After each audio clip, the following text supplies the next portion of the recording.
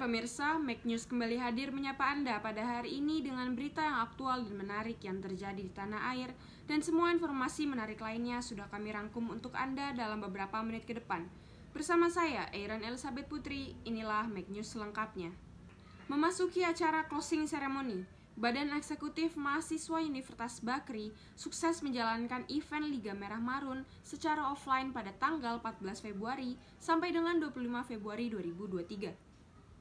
Acara tahunan Liga Merah Marun yang diadakan sejak tanggal 14 sampai dengan 25 Februari oleh Badan Eksekutif Mahasiswa sukses ditutup dengan acara closing ceremony. Diketahui sebanyak 6 perlombaan yang diadakan dalam acara ini, juga diikuti oleh para mahasiswa Universitas Bakri periode aktif 2019 hingga 2022. Nama yang keluar sebagai pemenang baik dalam perlombaan tim maupun individu juga berasal dari berbagai prodi yang ada di Universitas Bakri. Seperti pada perlombaan futsal yang dimenangkan oleh Prodi Ilmu Komunikasi Gabungan sampai juara 1, Teknik Industri Gabungan juara 2, dan Manajemen Gabungan juara 3, di mana dalam ketiga tim ini terdapat gabungan beberapa angkatan dari setiap prodi. Sama halnya dengan futsal, perlombaan Mobile Legends juga dimenangkan oleh tim-tim gabungan, yaitu juara 1 diraih oleh Prodi Manajemen. Lalu juara 2 diraih Prodi Ilmu Komunikasi Gabungan, juara 3 diraih Prodi Sistem Informasi Gabungan. Lalu untuk peraih juara 1 badminton ganda campuran dimenangkan oleh Prodi Teknik Sipil 2021, Prodi Akuntansi 2020 sebagai juara 2, dan Prodi Teknik Industri 2020 sebagai juara 3. Sedangkan pemenang dari badminton ganda putra juara 1 diraih oleh Prodi Teknik Informatika 2020, juara 2 diraih oleh Teknik Lingkungan 2020, dan juara 3 diraih oleh Teknik Industri 2022. Untuk perlombaan individu ada FIFA, juara 1 diraih oleh Kemal Al-Ghifari dari Prodi Ilmu Komunikasi 2022. Ada Prajna Tribunawesari dari Prodi Sistem Informasi 2019 sebagai juara 2, dan Jupiter T. Habibie Prodi Ilmu Politik 2020 sebagai juara 3. Selanjutnya ada perlombaan catur. Farizaki dari Prodi Ilmu Komunikasi 2019 sebagai juara 1, dan Ilham Buana Putra dari Prodi Teknik Informatika 2022 sebagai juara 2. Perlombaan yang terakhir yaitu tenis meja, yang dimana juara 1 diraih oleh Gelendra dari Prodi Akuntansi 2021, juara 2 diraih M. Alwan Habibie dari Prodi Teknik Industri 2020, dan juga 3 diraih oleh Ivan Krisman H dari Prodi Manajemen 2021. Para pemenang beserta seluruh peserta dan kru beri apresiasi atas suksesnya melaksanakan dan mengikuti acara Liga Merah Marun. Pada acara closing ceremony, di mana adanya penampilan gestar dari musik Merah Marun yang menghibur seluruh keluarga Universitas Bakri. Closing ceremony ini diadakan melalui Zoom sehingga dapat dinikmati oleh mahasiswa lainnya. Berita selanjutnya. Tengah bertugas menertibkan pedagang kaki lima, Satpol PP ditusuk oleh pedagang Starbucks keliling alias Starling di Bundaran HI Jakarta Pusat pada Kamis 23 Februari 2023. Kejadian tersebut terjadi akibat tidak terima ditertibkan saat berjualan. Saat ini polisi menetapkan pedagang Starling yang berinisial AR menjadi tersangka atas kasus tersebut. Kapolsek Metro Menteng AKBP Samian mengatakan bahwa kasus tersebut AR dijerat dengan pasal 213 Junto, pasal 212 KUHP tentang melawan petugas, atau pasal 351 ayat 2 KUHP tentang penganiayaan berat. Samian menjelaskan bahwa saat itu korban berinisial BRY yang berusia 26 tahun tengah bertugas melakukan penertiban di sana. Lalu korban menegur dan menertibkan pelaku yang tengah berjualan. Tidak terima ditegur dan ditertibkan, pelaku AR lantas menusuk korban dengan gunting miliknya. Beruntung korban selamat usai ditusuk pelaku, namun akibat hal tersebut korban mengalami luka di bagian tangan kirinya. Saat ini korban sudah dilarikan ke rumah sakit. Berita selanjutnya. Pesawat Lion Air dengan nomor penerbangan JT693 tujuan Kupang, Surabaya sempat menunda keberangkatan pada Minggu 26 Februari 2023. Keberangkatan itu tertunda karena telah terjadi insiden dalam kabin pesawat akibat telepon seluler salah satu penumpang. Informasi yang dihimpun cnnindonesia.com, ponsel seorang penumpang mengeluarkan asap seperti terbakar dalam kabin pesawat Lion Air yang terjadi pada pukul 6.20 waktu Indonesia bagian tengah.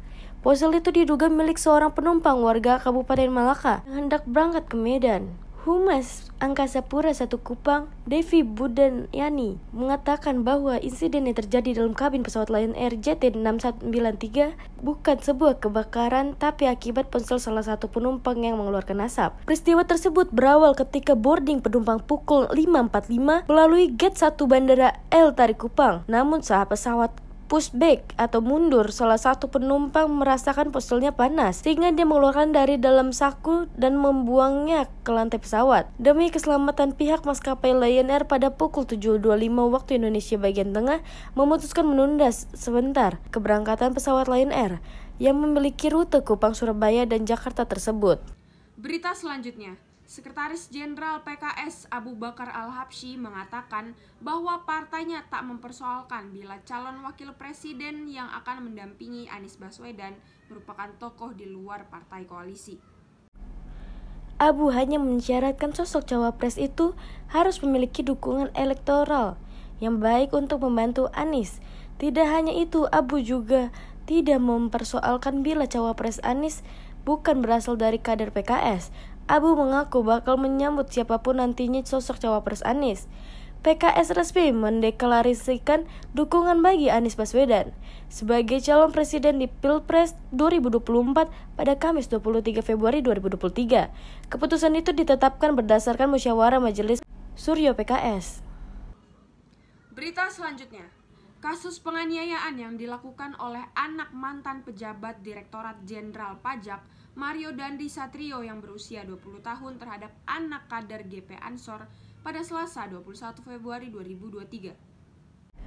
Polisi menetapkan teman Mario, Shane Lucas yang berusia 19 tahun sebagai tersangka. Shane diduga merekam aksi penganiayaan dilakukan oleh Mario setelah sebelumnya memprovokasi Mario untuk melakukan penganiayaan. Kasus penganiayaan ini pertama kali diunggah oleh akun @taufik. Dalam unggahannya, dia menyatakan foto mobil Rubicon yang diduga digunakan untuk membawa korban ke lokasi penganiayaan.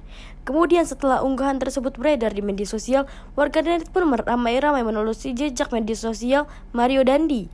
Warganet juga mengungkapkan identitas orang tua Mario Dandi Satrio, yaitu Rafael Alun Trisambo yang menjabat sebagai Kabag Kanwil Ditjen Pajak Jakarta Selatan II.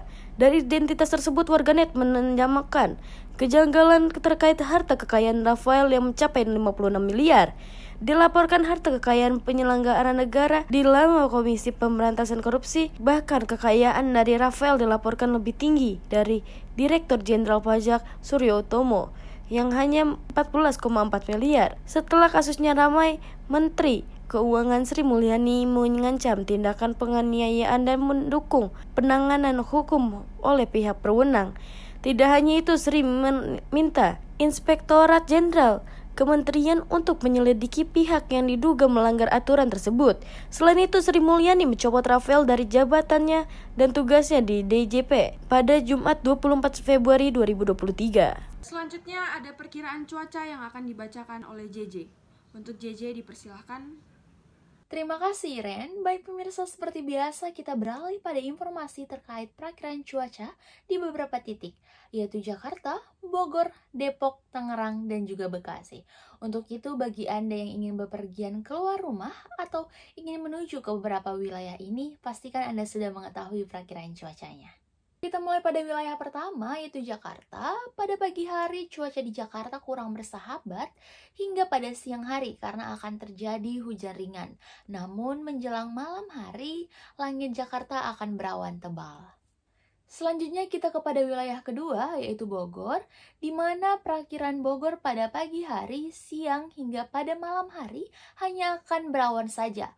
Namun kita tetap harus waspada akan terjadinya hujan. Lalu pada wilayah ketiga, yaitu Depok, yang mana sama persis dengan perakiran cuaca Bogor, pada pagi hari hingga menjelang malam hari nanti, langit Depok akan berawan saja.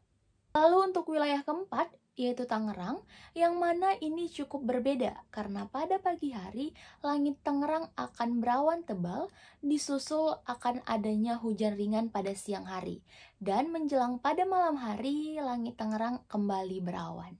Langsung saja pada wilayah terakhir yaitu Bekasi, yang mana langit Bekasi pada pagi hari diperkirakan akan adanya hujan ringan, namun pada siang menuju hingga malam hari hanya akan berawan. Nah, itu dia pemirsa perakiran cuaca yang telah dikeluarkan BMKG. Meskipun ada perakiraan hujan di beberapa titik, semoga tidak menghambat pekerjaan apapun yang akan kita lakukan. Sekian dari perakiran cuaca, saya kembalikan ke rekan saya, Erin Elizabeth Putri. Berita selanjutnya, Newcastle United memiliki sejumlah cara dalam menjegal Manchester United, juara Carabao Cup atau Piala Liga Inggris musim ini. Manchester United versus Newcastle akan berduel dalam final Carabao Cup di Stadion Wembley pada Minggu 26 Februari 2023 malam waktu Indonesia Barat.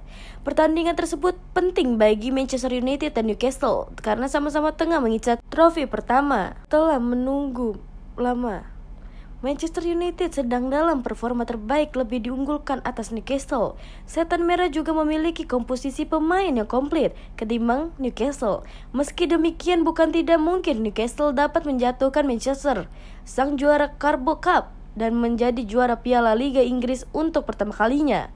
Beberapa strategi yang dilakukan Newcastle dalam melawan Manchester ialah menggagalkan peluang gol yang dilakukan oleh pemain Manchester, melakukan pancingan satu bek tengah, melakukan serangan balik cepat hingga strategi tendangan jarak jauh. Pemirsa, informasi tadi mengakhiri perjumpaan kita di Make News kali ini. Make News akan kembali hadir dengan informasi yang aktual dan menarik lainnya. Saya, Erin Elizabeth Putri dan segenap kru yang bertugas, pamit undur diri. Selamat sore dan sampai jumpa.